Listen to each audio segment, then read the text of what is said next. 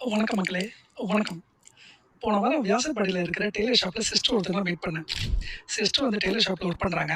மாசம் ஆனா ரூ. 16,000 சம்பளம். ரூ. 6,500 வீட்டு வாடகைக்கு போயிடுது. சிஸ்டர் வந்து சிங்கிள் மதர். 2 பசங்க இருக்காங்க. 1 வயசு, 2 வயசு. அப்ப சிஸ்டர் என்ன பார்த்தோனே சொன்னாங்க, "அண்ணே உங்கள எனக்கு நல்லாவே தெரியும்ண்ணே" அப்படின்னாங்க. அப்ப நான் சிஸ்டர்ட்ட கேட்டேன், "அம்மா இந்த குறைஞ்ச சம்பளத்தில ஒரு சிங்கிள் மதரா எப்படிம்மா மேனேஜ் பண்ண போற உன் லைஃப்?" அப்படின்னு கேட்டேன். அப்ப சிஸ்டர் சொன்னாங்க, அண்ணே என் கணவர் இறந்ததுக்கப்புறம் வந்த ரொக்க பணமா ஒரு 20,00,000 இருக்கு. அந்த 20,00,000த்த வச்சு நான் வந்து வீடு வாங்கினேன். அதானே என் லட்சியம்" அப்படின்னாங்க.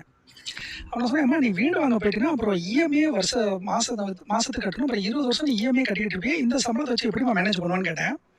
"அண்ணே நான் வந்து கடன்லாம் கட்டிருவேனே, கஷ்டப்பட்டு உழைச்சு கட்டிருவேனே" அப்படின்னாங்க.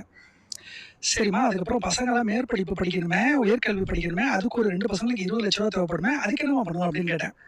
சொன்னாங்க, "அண்ணே 10வது படிச்சா போதுண்ணே பசங்க. எனக்கு ஒண்ணும் அதுல ஒண்ணும் ஈடுபாடு இல்லண்ணே" அப்படின்னாங்க.